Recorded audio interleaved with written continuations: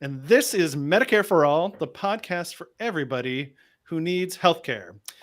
Dear listeners, let me ask you a question. Did you recently turn 26? Did you get kicked off your parents' insurance? Have you been scrolling through your state's healthcare exchange website, wondering if it would just be cheaper to crawl into a hole and die? If so, your name might be Sophia Simeon, who is the amazing researcher for our podcast, who wrote all the research for this episode where we're going to be looking at young adults healthcare. And she just went through this experience of hitting 26, falling off her parents' health insurance, and just having like a nightmarish time attempting to get anything approaching decent healthcare. So I was hoping Sophia could join us, but major shout outs to Sophia for allowing us to exact revenge on the healthcare industry on her behalf. And we have an amazing guest to talk about all this. Jillian, do you want to introduce her? I am so excited because our guest today is a Long Island girl, and I feel a lot of, Mid-Atlantic solidarity. So our guest is Lisa Giordano, and she is the executive director of the Association of Young Americans, aka the AYA. And that's a membership-based nonprofit, nonpartisan organization created by and for young people. They advocate at the federal level to advance policies and legislation that's important to younger generations. And prior to working with AYA, Lisa worked for the city of New York on their recycling programs and with sustainability-focused nonprofit Grow NYC, which is a great org, as a community educator. Thank you so much for being here today, Lisa. Thanks for welcoming me. I'm so excited to be here with you both and all of you that I can't see. Thanks for listening. And thanks for the intro. That was great. Yeah, so I'm going to ask you a question, Lisa. We start with the soft, easy questions here. Explain us the entire problem with the workplace for young people. And I mean, I start with this big question because obviously our health insurance system is largely based on our employment system. It's employment-based healthcare. So, I mean, what does like the American workplace look like for young adults today? And I mean, today is like a little bit different than even 2 years ago, pre-pandemic. And I mean, what does that impact have on young adults' access to healthcare as well? Totally. It's a big question and probably the most important question for this conversation. But yeah, it's hard to make generalizations because we hear, as being a membership-based organization, we hear so many individual stories from our members.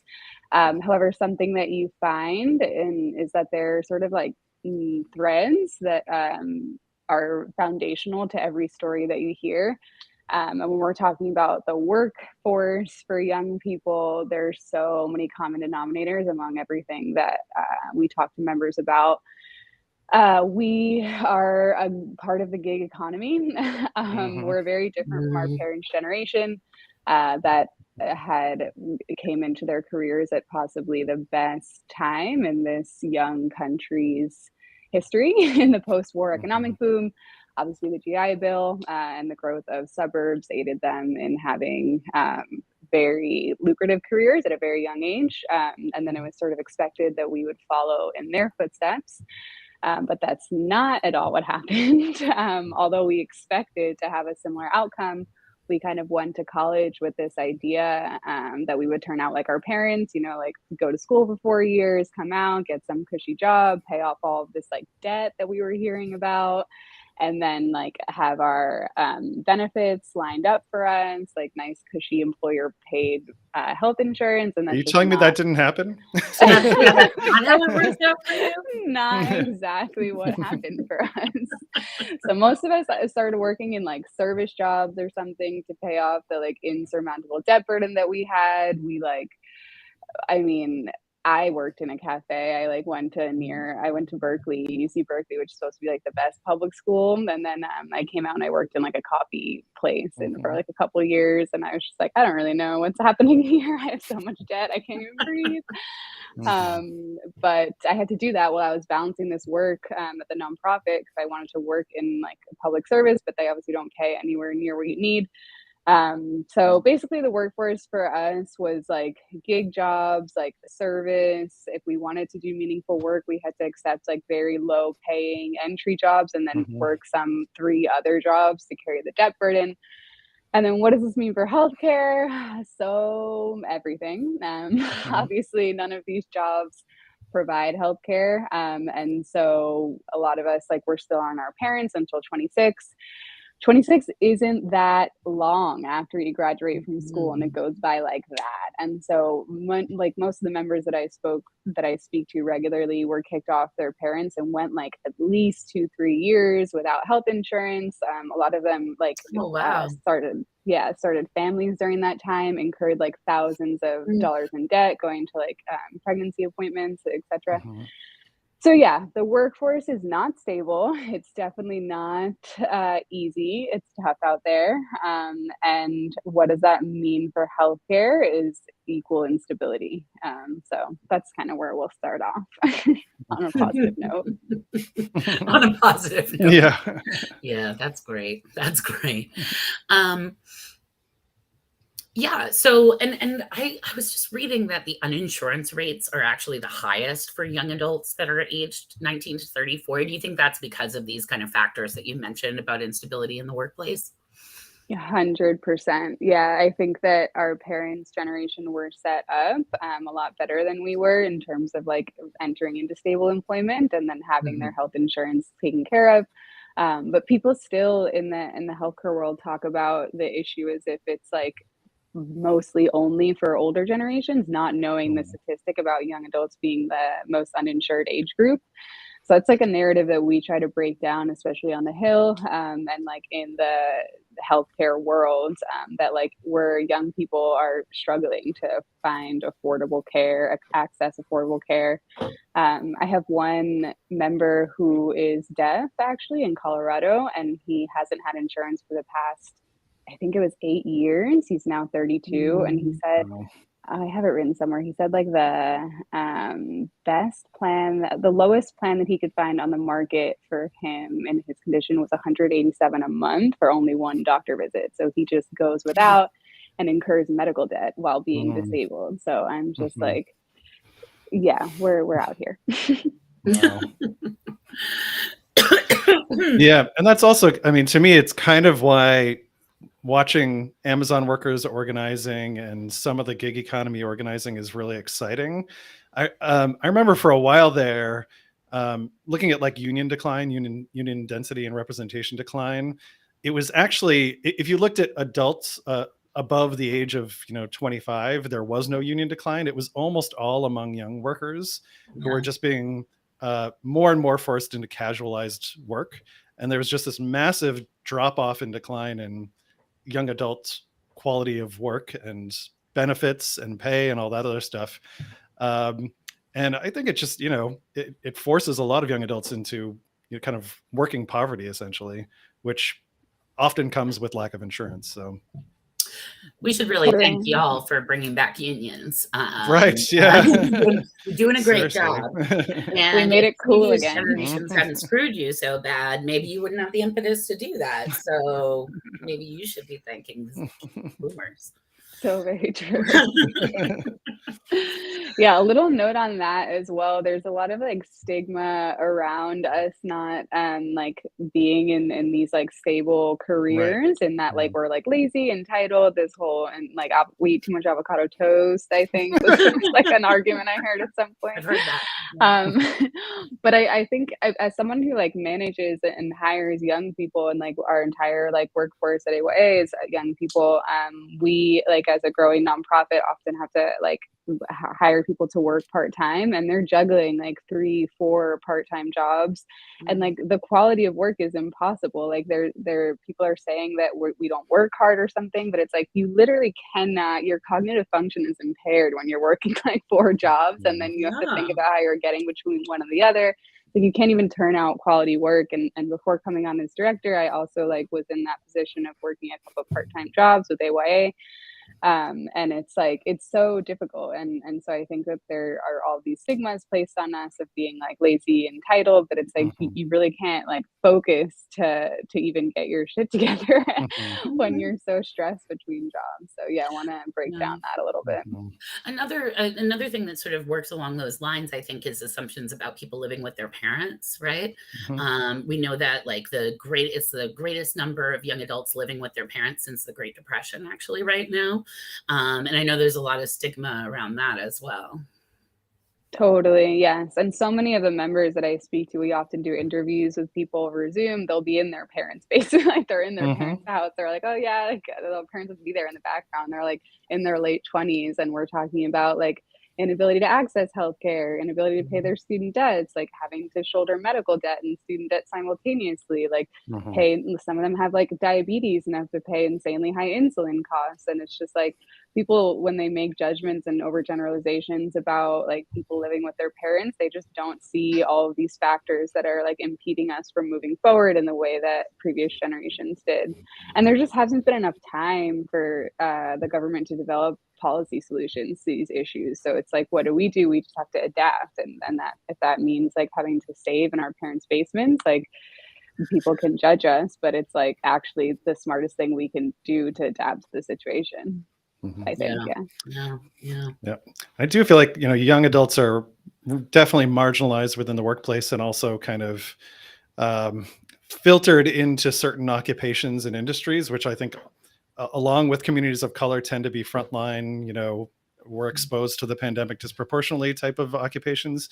But I think, unlike racism and some other isms, discrimination against young people is considered okay.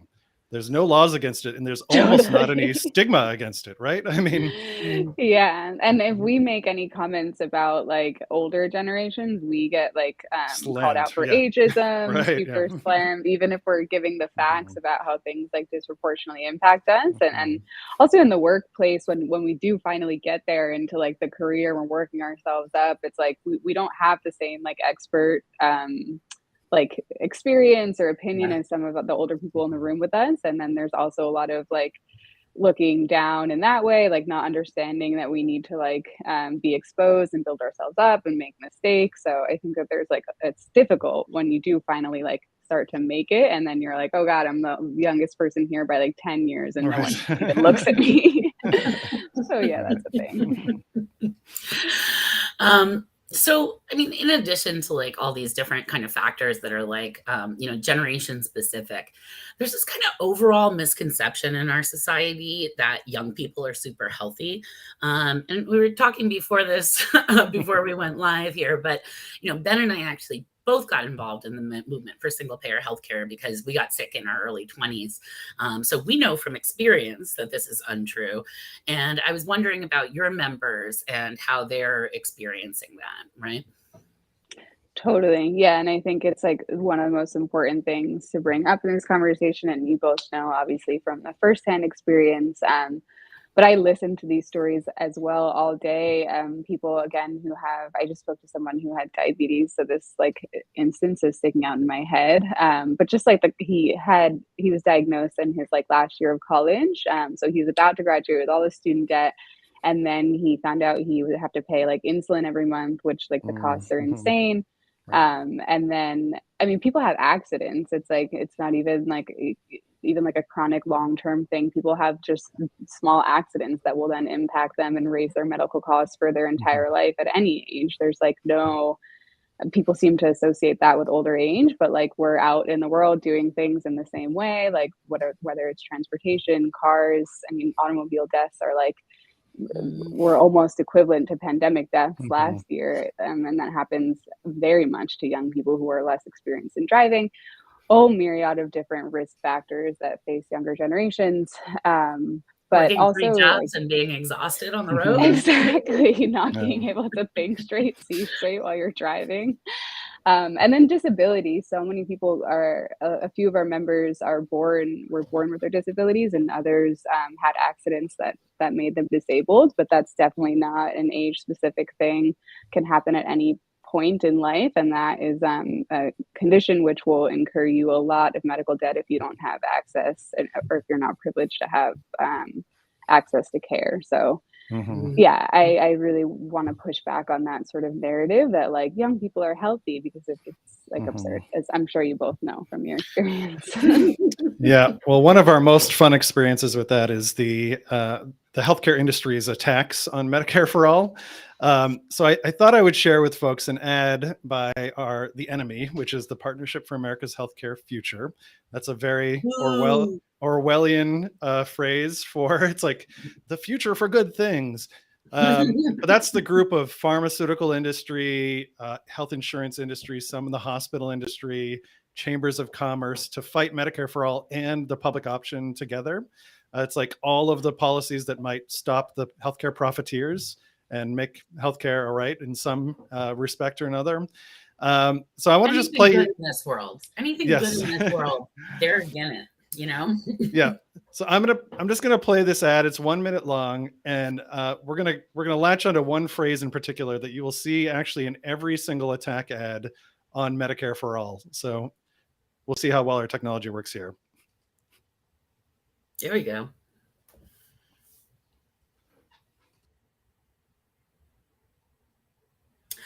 I don't think folks are able to hear that, Ben.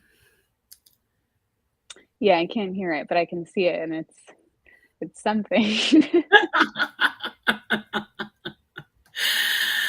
uh, Let me just, I'll narrate for folks who can't hear the text. But basically, what they're telling you here is that, first of all, I assume this is targeted towards young people because it's using a kind of condescending style of graphics that I associate with old people trying to talk to young people. And also, there's some really funny pictures of Medicare for All supporters, all of whom are like youngster DSA types. And so basically what they're saying is, youngsters, don't be fooled. When your peers tell you that that Medicare for all is a good thing, right? Don't be fooled, because Medicare for all is a one size fits all solution, and it's not going to work for you.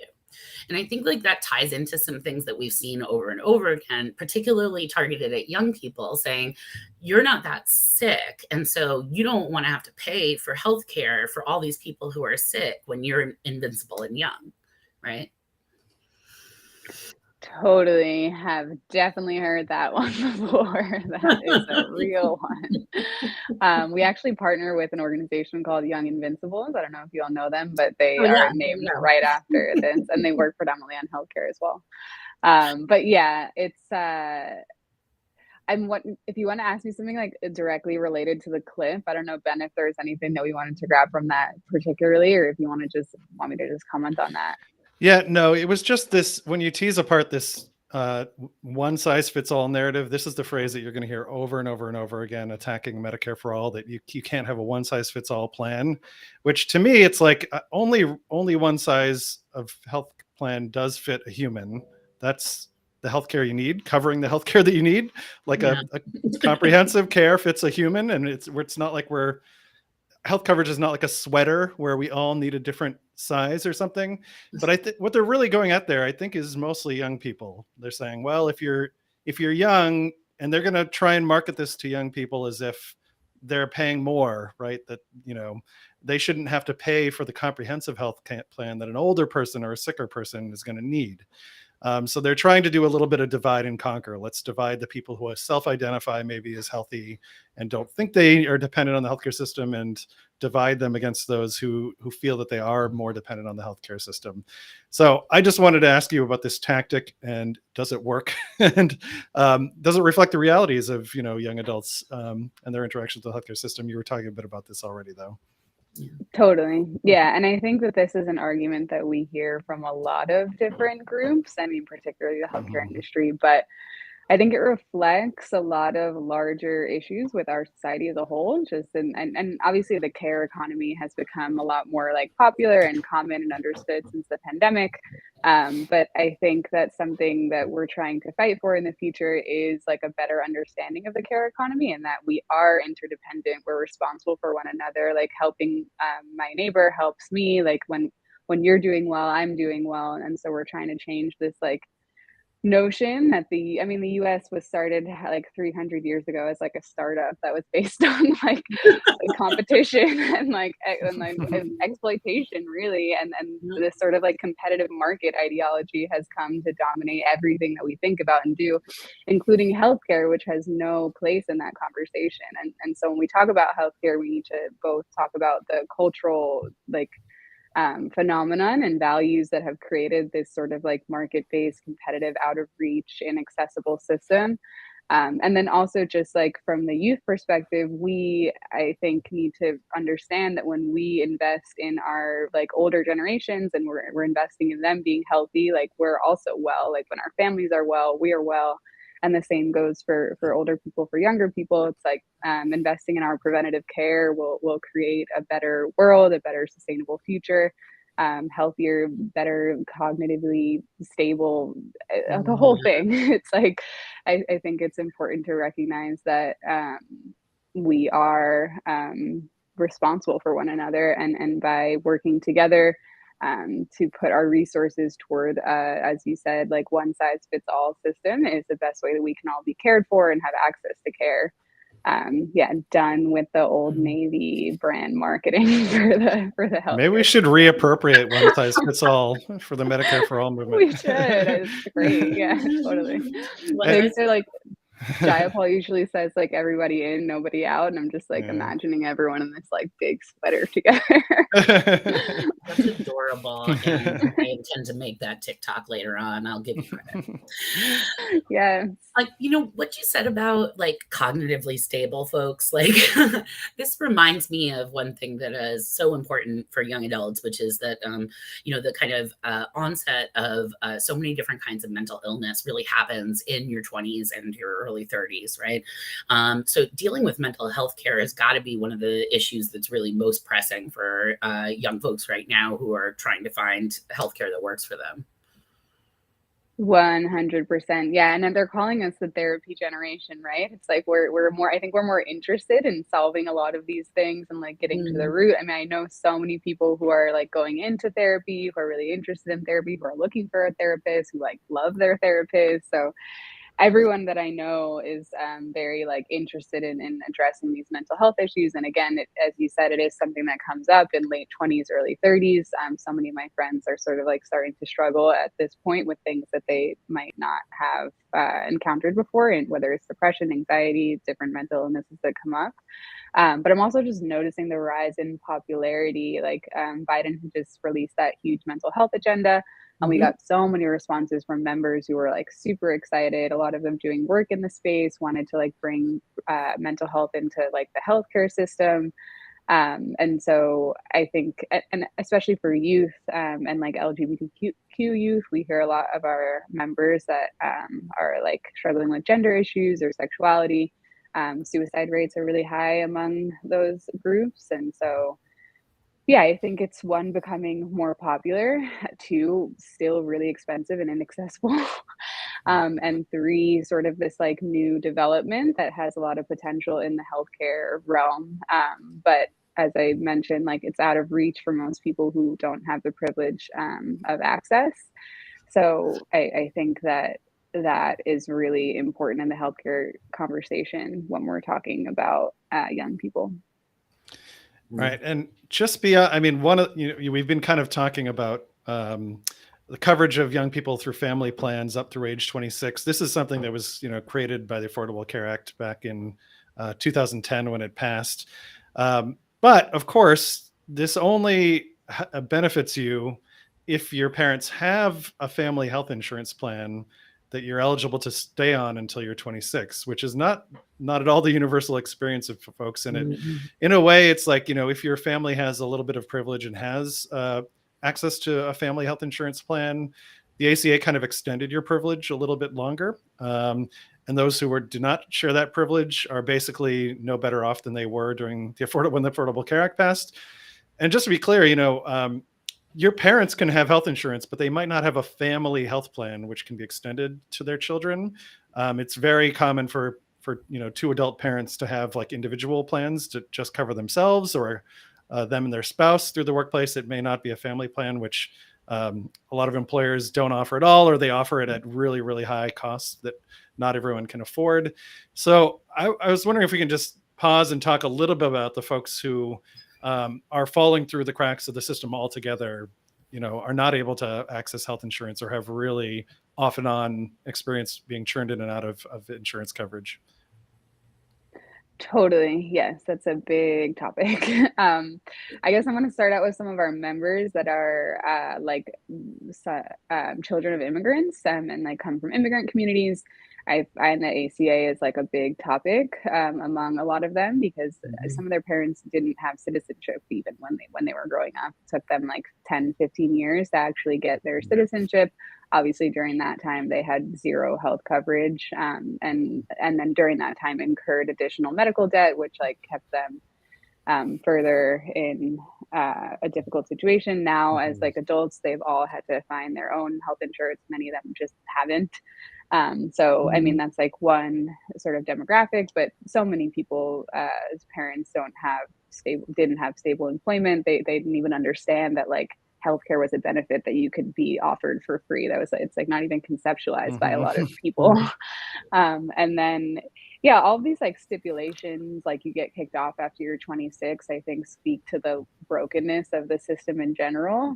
It's like, why do you have to first have a family plan and then why only until you're 26 and then this and then that and it's like when you really come down to it, like this much of the population is covered and it happens to be like people that look like me, like people that it's like the very privileged few that end up enjoying these benefits after you break down all the stipulations.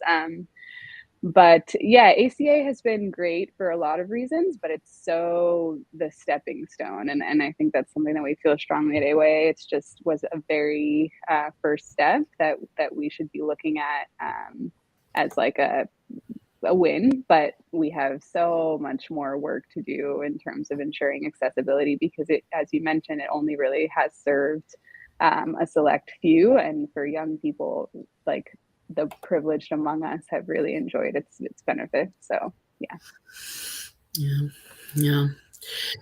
And I mean, know also that there's a huge racial disparity in there as well, right?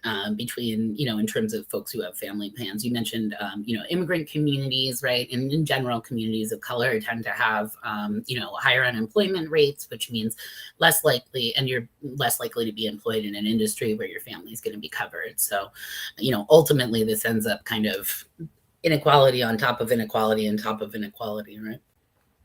Yeah, and I would also like to say that the medical debt that's incurred from not being covered, like reinforces the racial wealth gap, right? So it's like you're already screwed if you're in a community of color in terms of accessibility, but then like the debt that you incur if you do have to interact with the healthcare system, which like who doesn't, then further entrenches you in poverty and sort of exacerbates that racial wealth gap. And so, I mean, we see that with medical debt, student debt, so all of these issues which are like higher ed, the healthcare is hard to access in the first place. And then once you do finally get there, like the debt that you incur then further entrenches you like where you were before. So yeah, all of it's not great. One thing we wanted to kind of touch on, because you can't do a thing about Gen Z without talking about the Great Resignation, right? So we wanted to kind of bring that up with you. The Great Resignation, right, being this idea that young people are somehow opting out of the workforce.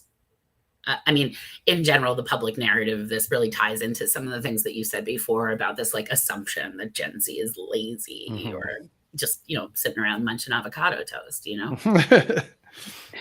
Totally, yes. And I think when it comes to healthcare, this is like an obvious, really big one. I want to read like one story that I have like from one of our members that was like, Oh, I have my employer-based healthcare that they took away when the pandemic hit and furloughed me in the middle of a Mm. health crisis. I pay $900 a month for health insurance.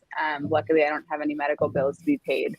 But if we can just imagine a young person with a 900 a month health insurance bill, like Mhm. after having been like used to getting their healthcare like offered by their employer and then like unwillingly having to leave the job or like being basically let go and then just randomly incurring this 900 a month dollar bill, that's like the rent for like a lot of Mhm. young people. So I mean, the great resignation, it's like, as you were talking about before, a lot of young people are balancing like 3 or 4 jobs. And like when one's not giving you benefits, sometimes you just got to go. And that will like help you move forward in your other jobs. But like you're broke at that point. You like don't have the stability to then look for anything in the market. You just try to Mm. stay healthy. But yeah, I think the great resignation conversation is just like there was so much that was out of our control that happened during the pandemic and led people to make decisions that they wouldn't have otherwise, or they were forced out of their employment.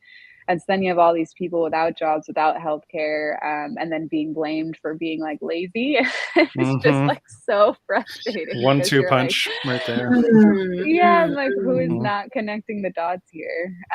But yeah, it definitely ties into the whole thing that we talked about before about like these overgeneralizations that don't really speak to the issues that people are facing on the ground. yeah. Mhm. Yeah. That is, yeah. That's great. That's a really good argument. I think that we don't hear a lot actually is that, lack of policies like Medicare for all and other social safety net policies. That's actually one of the things that's driving the great resignation, right? It's the fact that we have this employer based system that forces people to go around and shop for employers that will actually cover their basic social needs, right? Yeah, it's really interesting. Totally. And I Yeah. think when we talk about like creating a future that we want to be a part of and like meaningfully contributing to society, these aren't the sort of questions we should be asking ourselves related to work. It's like what we do every day and how we show up should be the way that we want to like contribute to society and like a better future and like work towards something meaningful, derive meaning. It shouldn't be like, where can I get like somewhere that will allow me to go to the doctor? So I think that there are all these like Yeah. Mhm. secondhand impacts of like Yeah. of like employer tied health insurance and also just people not being able to receive the basic care and benefits that they need that ends like allow ends up you have to work for like a corporation or something that you weren't originally planning on or work these like 6 gig jobs. So I think it's all sort of tied up. If we were able to give people healthcare that they deserve, people would be able to maybe like do more meaningful work that would contribute to a better future and build the future of this country a little bit more sustainably. So that's something I think Mhm. about a lot. I don't know. No, that's so important. I remember talking to some folks at the National Lawyers Guild about the fact that fewer young people are actually signing up to be public defenders right now because they need benefits and they need a wage that's going to allow them to pay off their debt, whether it be student debt or medical debt. And it's like if there's one thing that we need in our criminal justice system, it's more public defenders, right? And so Yes, we're sir. basically starving the system, right? When we make it impossible for young people to take those jobs. Yeah. Totally. Yeah, and the pandemic, it feels like it's just exacerbated almost all the trends you've talked about. I mean, it just became even harder to find jobs with decent benefits, including health insurance. One thing I was thinking of randomly is we were talking about the ACA extending family dependent coverage to 26 is like, I mean, we know a lot of people get stuck in jobs they don't want to work just to keep their health insurance. And if you're the parent of someone who of a young adult who needs to stay on the health insurance till 26, you could get stuck in your job also for a lot longer than you ever wanted to. So it's just it's just full of these perverse incentives. So Mhm. Totally. Yeah. Reverse And I think that incentive. That's it. That's the phrase of the day. Parents for I Medicare think for that all. kind of touches on what we were talking about before in terms of like intergenerational care. It's like Mhm. people think that like young people we don't need to think about them having healthcare, but it's like it affects Right. older people in the same way that you were just talking about, and that like Yeah. can't retire, can't do this or that because you have to then support the Mhm. young person. So yeah, I think that's a Mhm. good point.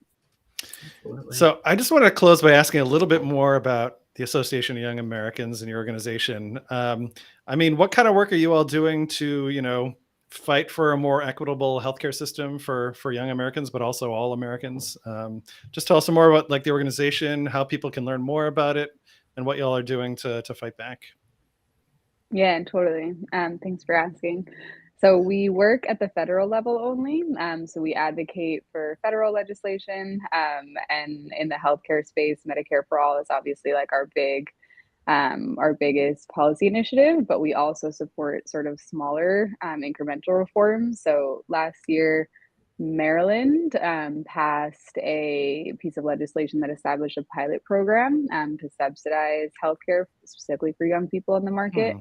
Hmm. Yeah. And it was actually really, yeah, you guys know Interesting. about that. And it was really actually successful in that a lot of young people were able to access care that weren't able to before from the marketplace. So we brought that pilot program to the Hill, met with a whole bunch of offices, and sort of proposed like a similar program for their state. And we like had a pretty good response. But all the while, sort of pushing for the larger Medicare for all, where we wouldn't have to do these smaller programs, a lot less work for Mhm. everyone.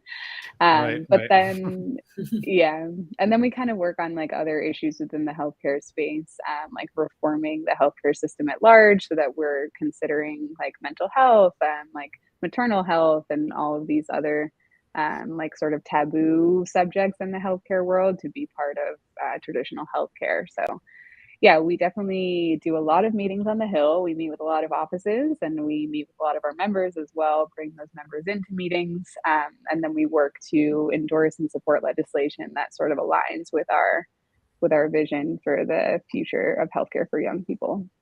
I don't know if that's like if we want more details. That's a great elevator No, speech. that's good. You caught me. That's how awesome. how can folks get involved if they want to hook up with you and your folks and make some good trouble? Yeah, totally. So definitely become a member, as we've said throughout the whole time today. And I've like talked, hey to any members that are watching this, and I've told your stories. But like we interview our members all the time, and so we're consistently sort of bringing up their narratives and meetings on the Hill, and in coalitions and groups like yours. So by becoming a member, like filling out our surveys, joining us for meetings, really just like talking to us as members is the most beneficial way to get involved, so we can like accurately represent young people. And then also just like follow us on social, sign up for the newsletter, the whole thing. And yeah, we're really working to integrate as many different perspectives and voices. So especially if you have a story related to our issue areas, student debt, climate, healthcare, that would be useful for sharing, definitely reach out and again join, so we can barter you with survey questions and make sure that your perspectives are considered. It's awesome. Yeah, and AYA is part of the National Medicare for All Coalition, along with Healthcare Now and a lot of other groups. So it's awesome we get to work together on this. All right, and I want to close by thanking our podcast team, without whom we could not do any of this. Yes. Our podcast manager is Angelique Davis. Our researcher for this episode was our absolute favorite young adult and young worker, Sophia Simeone. Sophia, good luck finding that healthcare plan. I hope it works out. And our show notes writer was Jerry Katz, and our audio editor was Christian Brandt. So thank you so much, Lisa, for joining us, and we'll talk to you all in a couple weeks. Thank Thank Bye, you you, both for Lisa. having y'all. me. So grateful. Stay safe and stay dangerous, folks.